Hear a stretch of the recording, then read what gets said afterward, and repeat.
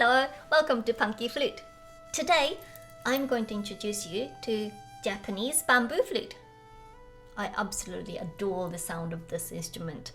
They're called Shinobue in Japanese.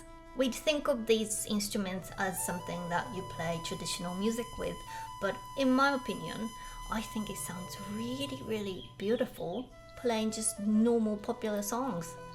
I recently got to work on a film project where I played the bamboo flutes. It was so wonderful playing with Western instruments but keeping this traditional Japanese sound mixed into it. It was just wonderful. So I'm hoping that today you would learn how to play it and then think, oh, actually that looks really easy, I can do it too. Today I have number 8 and number 10 flutes to show you. So each instrument is in one key. So when you play sharps and flats, you would just play the instrument that has those sharps and flats already. So number 1 flute is like really long. I can't actually reach it, so I've never played it. But it starts with F major. So when you play all 6 fingers, 1, 2, 3, 4, 5, 6, that would be in starting on F.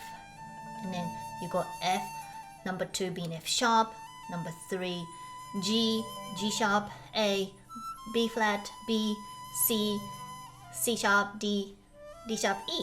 So the shortest one being the highest pitch.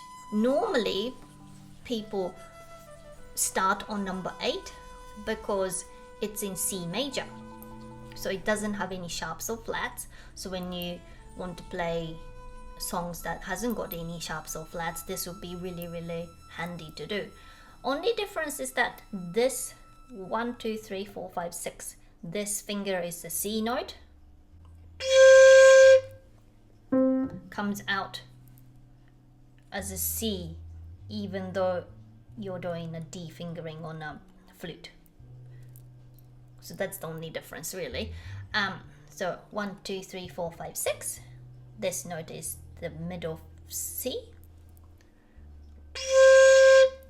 and you just play exactly like the flute. The blowing is the same, the fingering is kind of,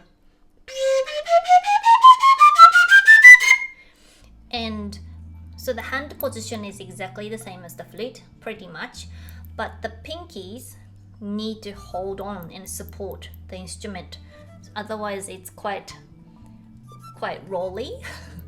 It might escape from you. So it's quite important that you have a very good balance with the pinkies holding on to it.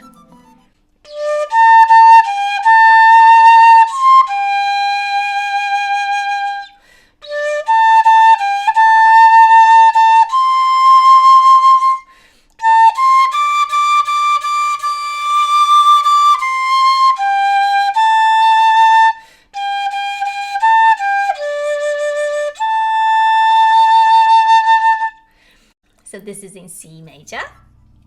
So because each flute is in a different key, it is a little bit tricky to have accidental sharps and flats, meaning if you have sharps and flats along the way when you're playing, that is not in the key of that song. So when you have sharps or flats that's not in the key, you need to play half a note. So like, I don't know if you can see it very well, but you need to do half covered. So instead of doing fully covered, you need to go half covered. Boom, boom. So you can play.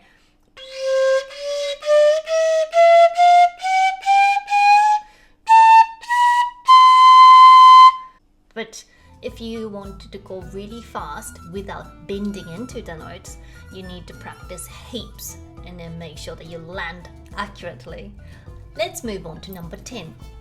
This is actually my favorite because it's pretty much the size of piccolo. So the fingers, for me, land very easily. And this is a D note on the number 10 flute. It's the same as the normal flute fingering. So D, E. This is going to be F sharp because number 10 has 2 sharps. So this F is going to become F sharp G, A, B, C sharp.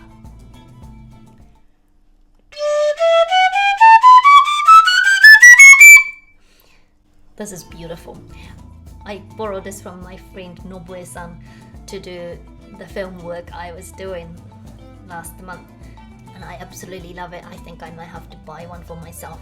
And again, you need to support it with your pinkies so it's sturdy. I think my brain can cope with the fingering a lot better because it's the same as the flute. You can let me know in the comments below what you think of it.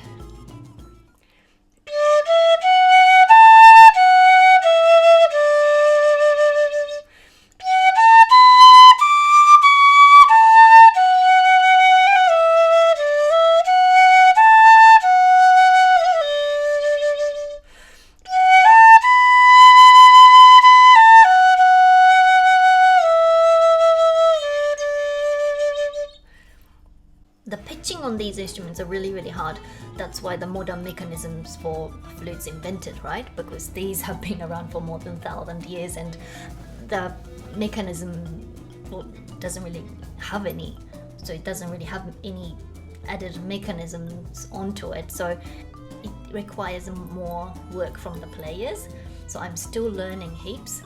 But if you can play the flute, this would be such a nice addition to your flute playing, and you can experiment with different length flute. Like for example, number 6 it's got 2 flats and it's in B flat. So for me, when I play the number 6 flute, it sounds really low and really nice, and also it feels like a little bit like when I'm playing the clarinet. So if you are familiar with playing the clarinet in B flat or tenor saxophone in B flat, that is also probably a really nice thing for you to play. So if you like to try some, I'd highly recommend it. Thank you so much for tuning in. I hope you enjoyed my tutorial. If you like my videos, please subscribe. Thank you so much. Bye!